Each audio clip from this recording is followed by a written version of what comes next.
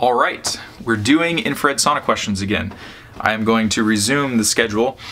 This is an off day for me for sauna.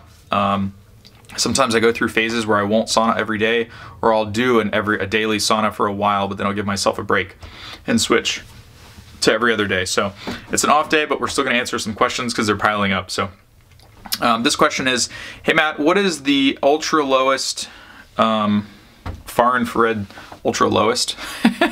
Is that even a term? Far infrared sauna that I can buy here in Texas. What do you think between sunlight and clear? Okay, I want to kind of stop doing the brand stuff if we can. If you're going to say something negative about a particular brand, or it's something that I'm not in favor of or whatever, let's not pour gas on the fire, so to speak. You know, it's just not a good way to go. Let's see if I can paraphrase the rest of this. Okay, so basically you're just looking for, you want to know out of all the saunas that I've tested that are far infrared specifically. You say you want a far infrared sauna. Well, that's good, because I'm all on board with far infrared saunas only. I don't really do the near infrared thing. I do have some videos that show you how to mount near infrared bulbs in a far infrared sauna for like 150 bucks, if that's what you're into. A lot of people out there are jumping on this bandwagon of using the incandescent heat lamp bulb saunas. They're calling them near infrared saunas, even though a near infrared sauna doesn't really exist. If you isolate near infrared by itself, like if you were to use the PBMT lights that I have over there, near infrared won't heat you up. I mean, you could sit in front of them for 2 or 3 hours and you're never gonna break a sweat. But I just think that it's crazy that people are getting on these, I wanna come up with a new term for near infrared saunas, but I just continue to use the term so it doesn't cause more confusion. But people are paying $3,000 for a tent sauna, or something that doesn't even have a door, that's not even comfortable to use. I'm not the person to ask about that, because I don't think that those are good. I think those companies are taking advantage of vulnerable people. I think that's a lot of money, and that the profit margin on that product, if you know anything about manufacturing, that's very cheap to make.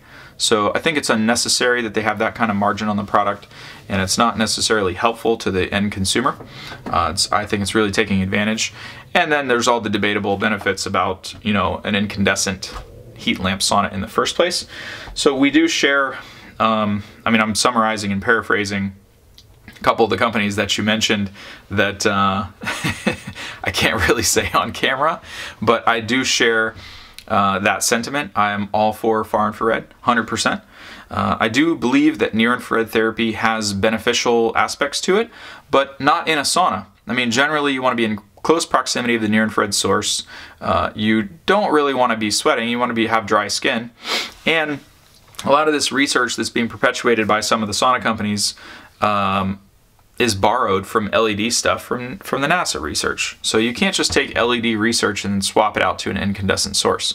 Is there some overlap? Is there benefit to it? Does it still, you know, work in some way?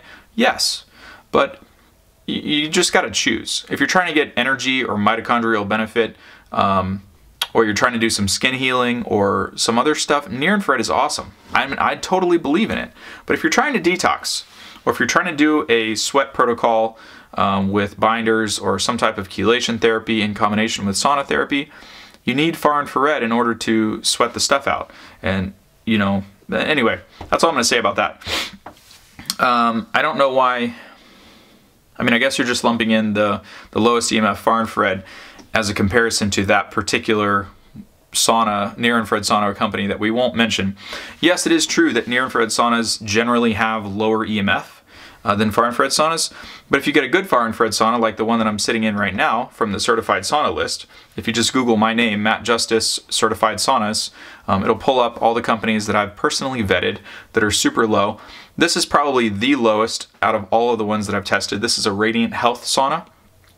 Be sure to watch my distinction video, because a year ago I bought a Radiant sauna from Amazon.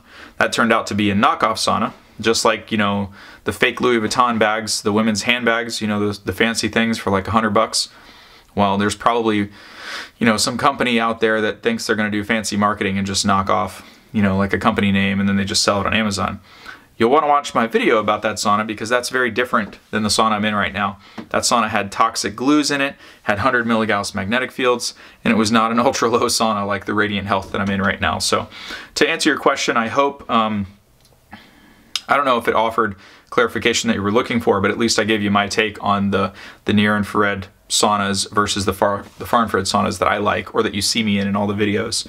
And then, you know, this particular sauna that I'm in right now is the one that I would recommend if you're looking for a super low EMF far infrared sauna. So if that didn't answer your question, let me know in the comments, and I'll see you in tomorrow's video.